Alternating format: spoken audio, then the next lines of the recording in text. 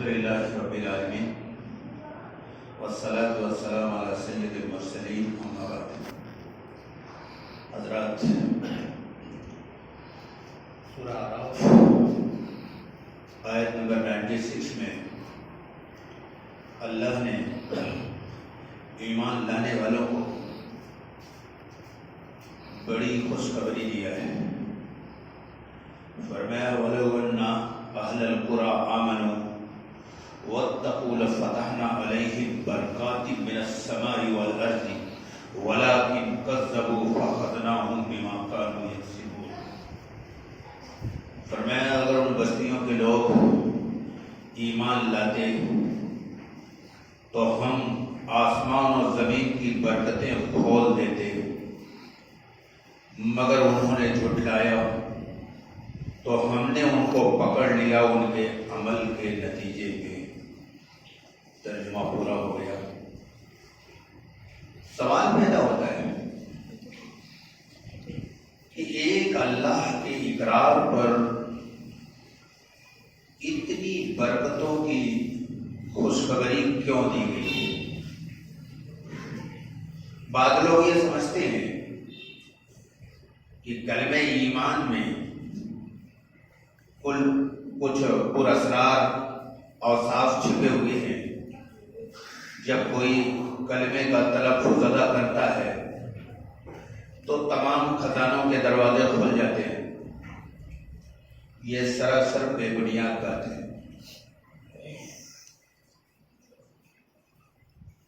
برکتوں کا تعلق اگر ایمان کی لفظی ادائیگی سے ہوتا تو دنیا میں آج سب سے زیادہ اس کا ظہور ہونا چاہیے، کیونکہ جب سے دنیا بنی کبھی بھی زمین پر ایمان کی لفظی ادائیگی کرنے والے لوگ اس زمین پر اتنا کبھی نہیں تھے جتنا آج ہے۔ 160 کروڑ۔ لیکن یہ برکتیں نہ آسمان کی نظر آ رہی ہیں نہ زمین کی۔ پوری امت مسلمہ اس وقت ان برکتوں سے محروم ہے۔ وجہ کیا ہے؟ اس آیت میں لفظ ایمان ایک فکری انقلاب کے ہم معنی ہے۔ صحابہ جب ایمان لائے تھے تو اس کے لیے انہوں نے تمام تعصفات کے پردوں کو چاک کر دیا تھا۔ انہوں نے تمام اپنے مفادات اور مصلحتوں کو نظر انداز کر دیا تھا۔ انہوں نے ایمان کے لیے یہ خطرہ مول لیا تھا کہ اپنے خاندان، اپنے قبیلے اور اپنے سماج سے کٹ کر دنیا میں اکیلے ہو گئے۔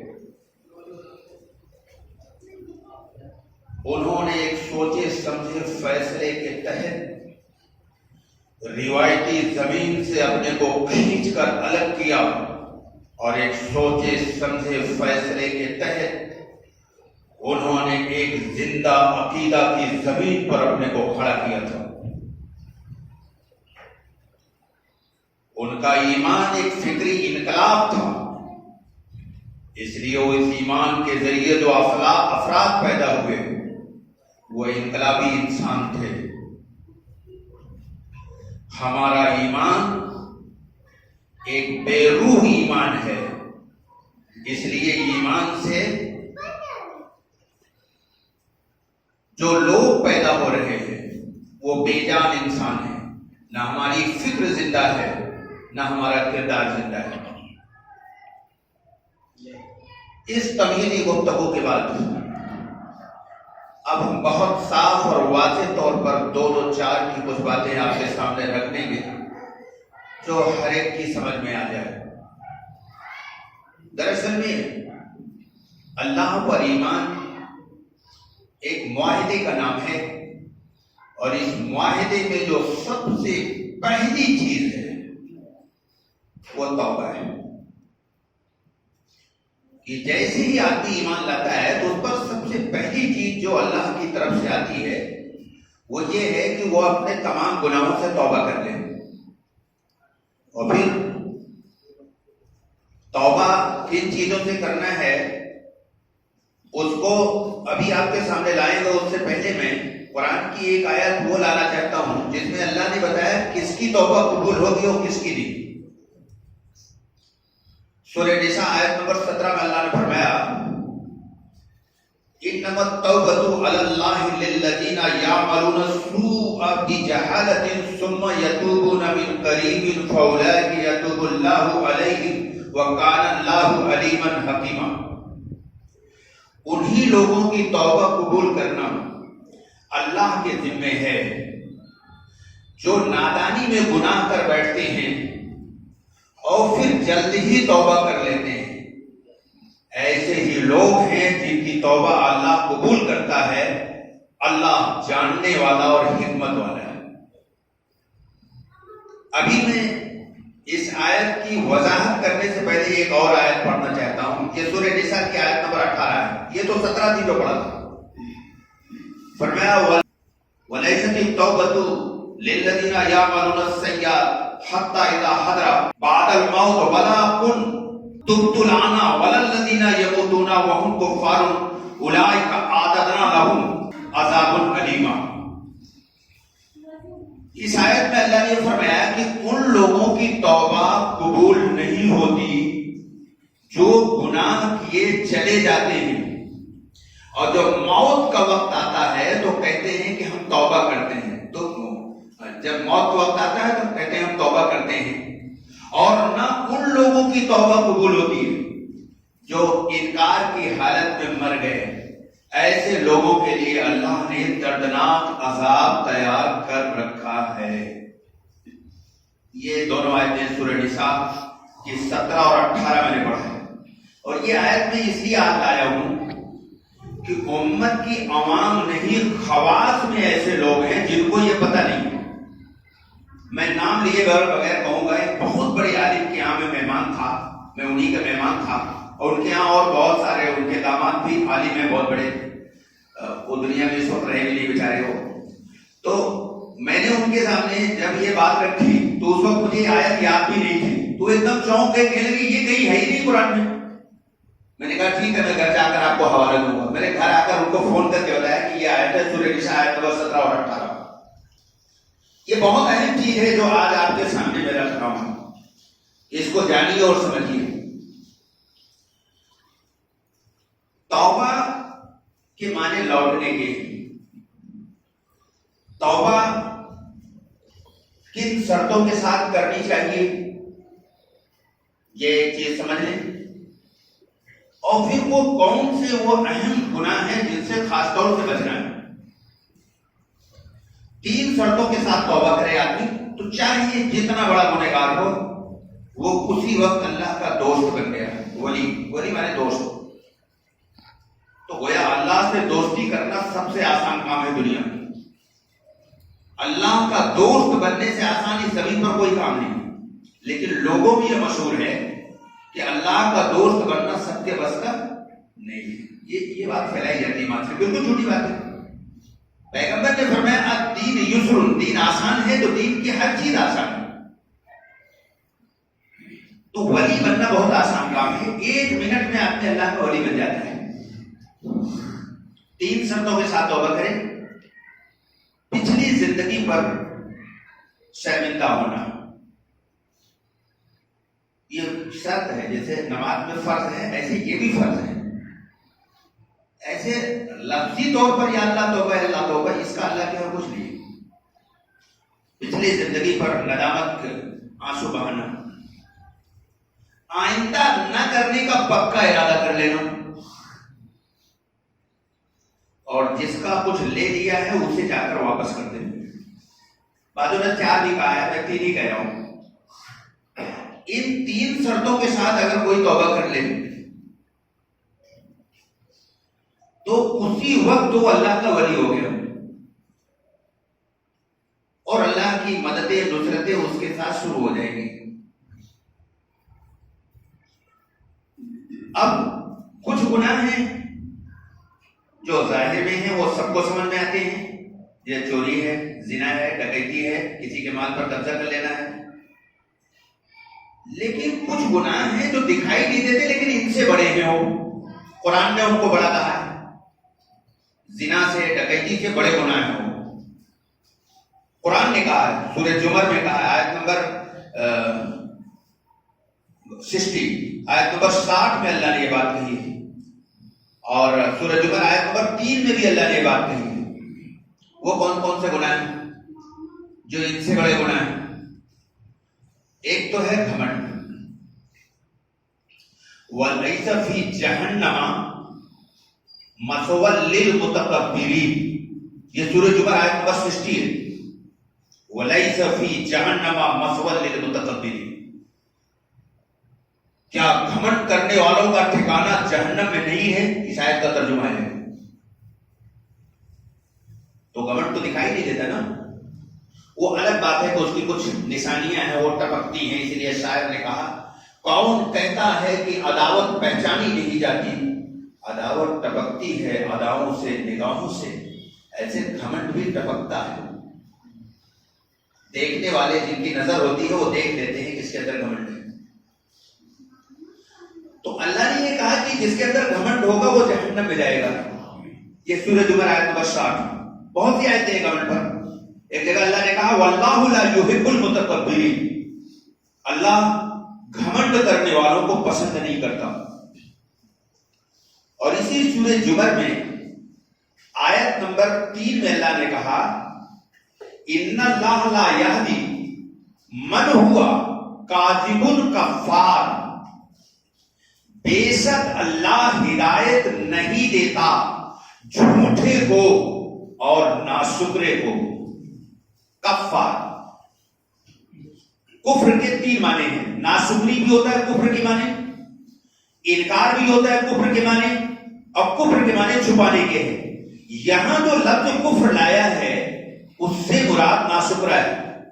تو فرمایا ان اللہ لا یہدی من ہوا کاذب کفار. اللہ جھوٹے کو ہدایت نہیں دیتا. یہ جو گھمنڈ والی بات جو پہلی میں نے آیت نمبر 60 کے حوالے سے جو بات کہی، اس پر ذرا ایک بات اور عرض کر دوں. یہ جو گھمنڈ ہے یہ زنا سے بڑا گناہ ہے. الغیبت اشد من الزنا او کما قال. اللہ کے رسول نے فرمایا الغیبت اشد من الزنا.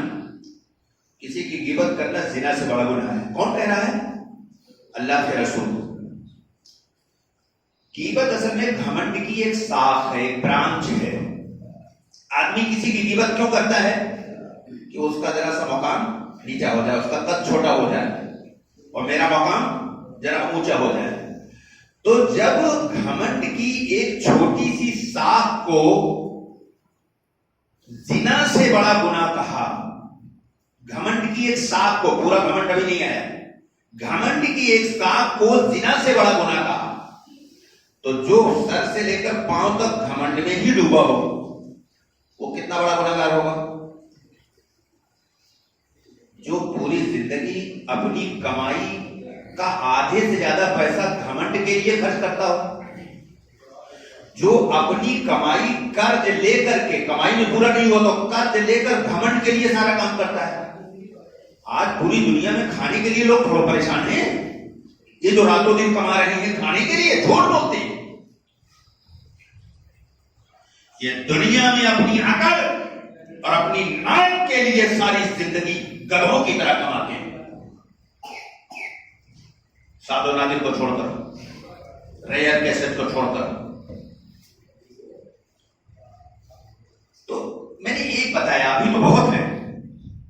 ایک گھمنڈ ہو گیا. اچھا گھمنڈ کہتے کسے؟ صحابہ نے پوچھا تھا اے اللہ کے رسول گھمنڈ کیا ہے؟ عربی میں تکبر کہتے ہیں. اس پر بہت سی آیتیں ہیں. اگر مستقل اسی کو عنوان بناتا تو 1 گھنٹہ کم سے کم، ورنہ 30 منٹ تو ضروری ہے. صحابہ نے پوچھا یا رسول اللہ گھمنڈ کیا ہے؟ تو آپ نے فرمایا دوسرے کو اپنے سے کمتر جاننا. یہ تو عام ہو گئی بیماری ہے. اور حق کو جھٹلانا. یہاں تو اس لیول کے لوگ نہیں ہیں،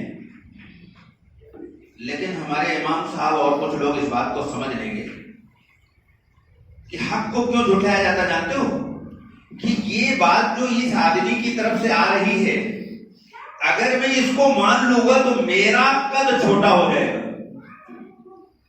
یہ بھی تکبر ہے. اس لیے جب حضور سے پوچھا گیا کہ تکبر کیا ہے، گھمنڈ کیا ہے، تو فرمایا حق کو جھٹلانا اور دوسروں کو اپنے سے کمتر سمجھنا. یہ دو چیزیں جس کے اندر ہوں وہ متکبر ہے. اور اللہ نے فرمایا کہ ایسا آدمی جنت میں نہیں جائے گا. ایسا آدمی اللہ کو پسند ہی نہیں. اب اگر کوئی تکبر کے ساتھ میں نماز پڑھ رہا ہے، بہت کڑی ہوئی بات ہے لیکن میں کہنے پر مجبور ہوں، تو اللہ کے یہاں کیسا ہوگا؟ قبول ہوگا؟ قرآن نے 26 میں یہ کہا قَدْ أَفْلَحَ مَنْ تَزَكَّىٰ وَذَكَرَ اسْمَ رَبِّهِ فَصَلَّىٰ. کامیاب ہوگا وہ نمازی جو اپنے دل کو گندگیوں سے پاک کر کھڑا ہو نماز میں. پانی سے تو ظاہری ناپاکی دور ہوتی ہے، اس لیے وضو کرتے ہیں، لیکن دل کی گندگی جو ظاہری گندگی سے بڑی گندگی ہے، ان میں سے بھی ایک ہی بتایا ہوں، اس کا نام تکبر ہے. دوسرا بتا دوں، دوسرے کا نام حسد ہے، تیسرے کا نام کینہ ہے، چوتھے کا نام بغض ہے، پانچویں کا نام حب جاہ ہے، حب دنیا ہے، حب مال ہے، نبوغ ہے، شہرت ہے، بڑائی ہے، بڑکپن ہے، ریاکاری ہے، مکاری ہے. یہ سب ہے اندر کے گناہ. سوال پیدا ہوتا ہے، لکھنؤ کے روشن ضمیروں توجہ چاہتا ہوں، محاسبہ کریے. کیا پوری زندگی میں ایک رات، صرف ایک رات، کیا پوری زندگی میں ایک رات ہماری ایسی گزری ہے جس میں ہم ظاہری اور اندرونی دونوں گناہوں سے خالی تھے؟ یا میں کیا پوری زندگی میں ایک دن ہمارا ایسا گزرا ہے جس میں ہم ظاہری و باطنی دونوں گناہوں سے خالی رہے؟ اور اگر نہیں، یہ کیسا ایمان کا دعویٰ ہے؟ ہم سے بڑا ظالم کون ہوگا؟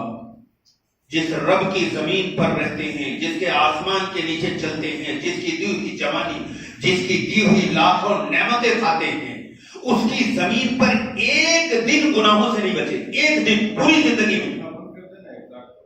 اور نماز سے پہلے، روزے سے پہلے، حج سے پہلے، زکات سے پہلے، سارے احکام اور اعمال سے پہلے اللہ کا پہلا مطالبہ ہے، یا ایھا الذین آمنوا توبوا الی اللہ توبۃ نصوحا. اے ایمان والو، سچی توبہ کرو. یہ نماز سے پہلے ہے، روزے سے پہلے ہے، حج سے پہلے، سارے احکام سے پہلے اللہ کا پہلا مطالبہ یہ ہے کہ تم توبہ کرو. توبہ میں ایک دوسری شرط ہے، بہت اختصار کے ساتھ لا رہا ہوں کیونکہ یہ ایسا مضمون ہے ایمان کا، اس کے لیے بہت وقت چاہیے. بہت اختصار کے ساتھ لا رہا ہوں. ایمان کے اندر دوسری شرط ہے دنیا کی بے رغبتی،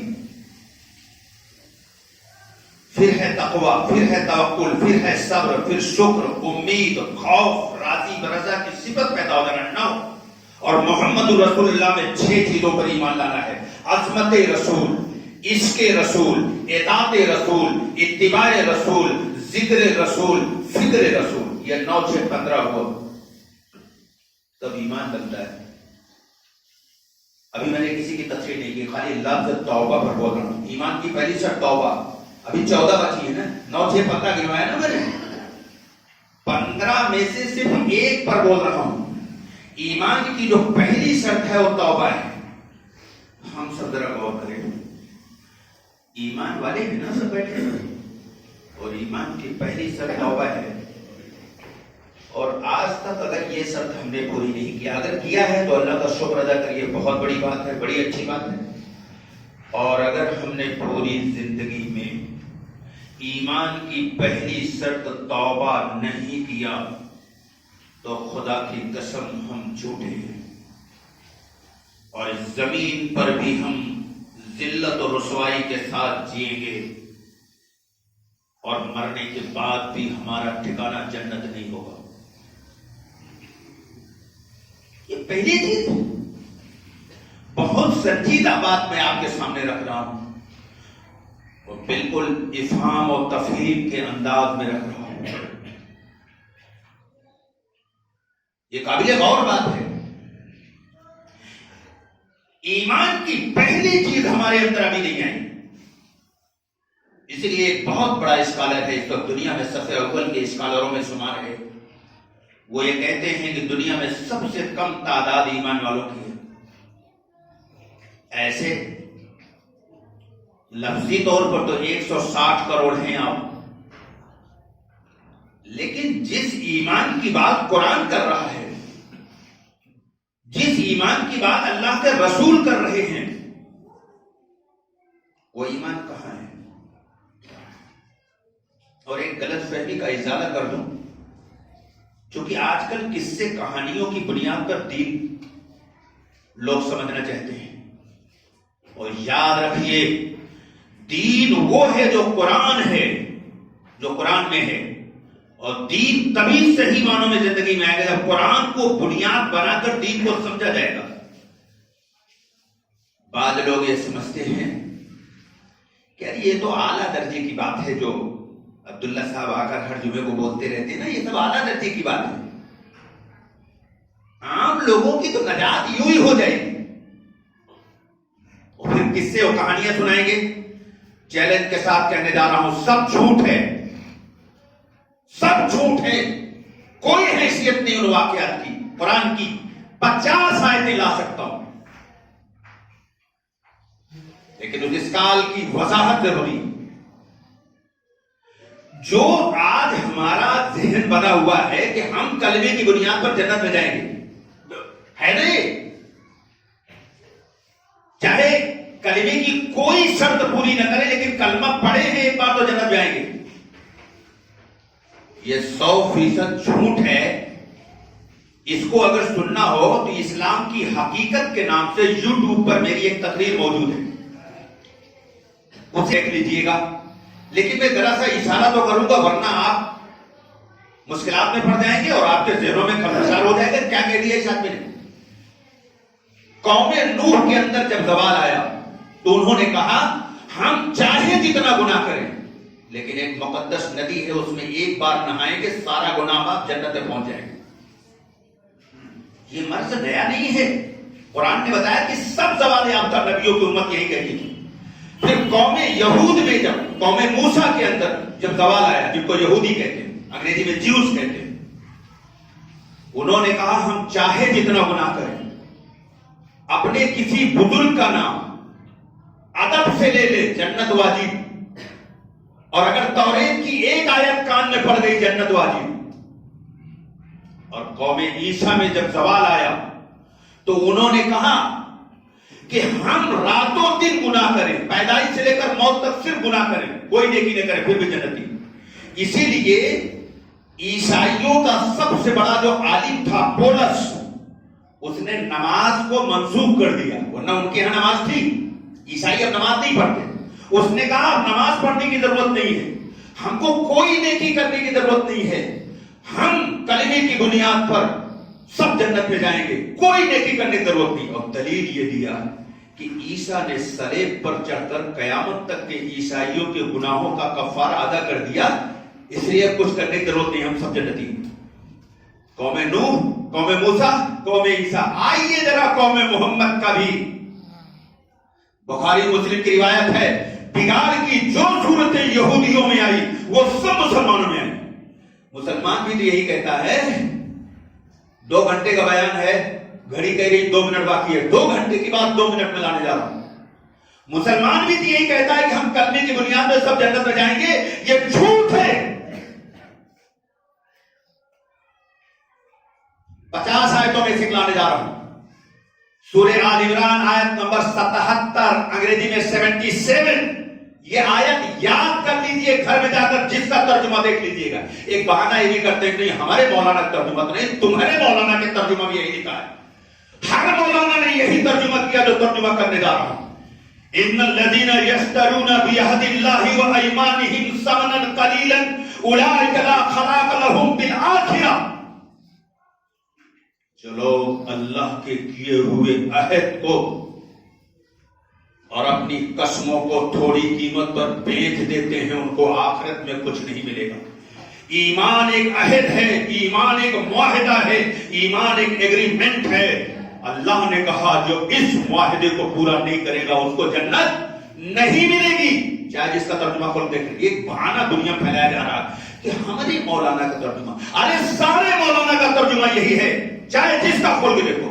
اور یہی وجہ ہے میں اپنے گھر میں ہر مولانا کا قرآن رکھتا ہوں۔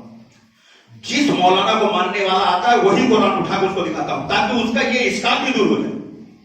آخری بات بڑی سخت بات لانے جا رہا ہوں، کیونکہ جو لوگ گروہی فضیلت کی نفسیات میں جیتے ہیں وہ کسی باہری صداقت کو قبول کرنے کے لیے تیار نہیں ہوتے۔ یہودیوں نے حضور کو نبی کیوں نہیں مانا؟ قرآن نے تو کہا آپ پہچانتے ہیں اپنی اولاد کی طرح، آپ کو قرآن میں لکھا ہے، پھر کیوں نہیں مانا؟ انہوں نے کہا یہ ہمارے گروپ میں نہیں پیدا ہوئے اس لیے ایمان نہیں لاؤں گا، یہ لکھا ہوا ہے۔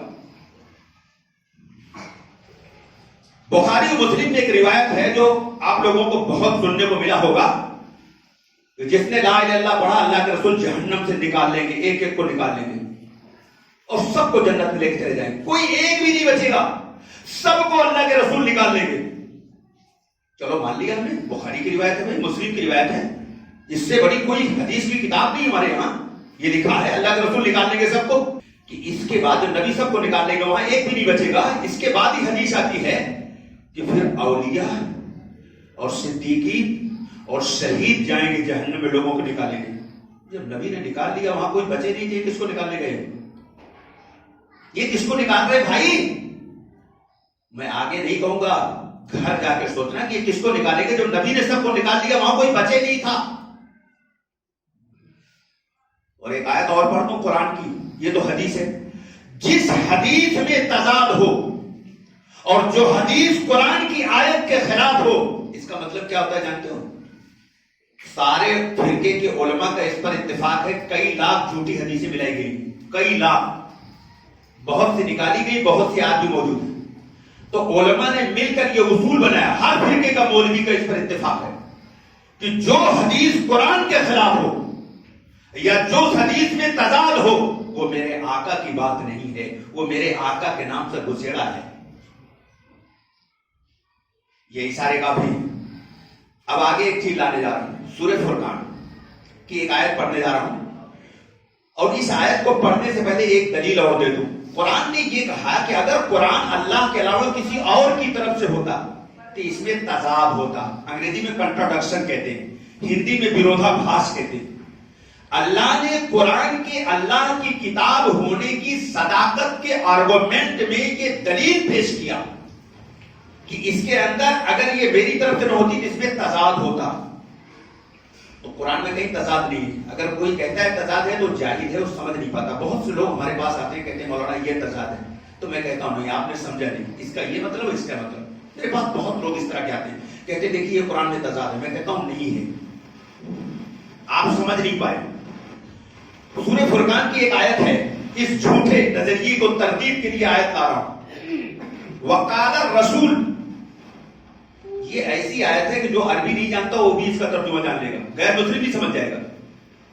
وقال الرسول، قال مانے کہنا، تقریباً جو عربی نہیں جانتے وہ بھی جانتے اس کو۔ وقال الرسول، رسول کہیں گے یا ربی، اے میرے پروردگار، ان قومی اتخذوا ھذا القرآن مہجورا، میری قوم نے قرآن کو چھوڑ دیا۔ مہجور کہتے ہیں چھوڑنے والے کو۔ ھذا القرآن مہجورا، میری قوم، کون؟ مسلمان، قرآن چھوڑ دیا۔ اللہ کے رسول میدان محشر میں مسلمانوں کے خلاف کیس دائر کریں گے، اللہ کے نبی کیس دائر کریں گے مسلمانوں کے خلاف۔ یہ واضح آیت ہے قرآن میں، اور جو عقیدہ ہمارا اس پر ایک آیت پورے قرآن میں نہیں ہے۔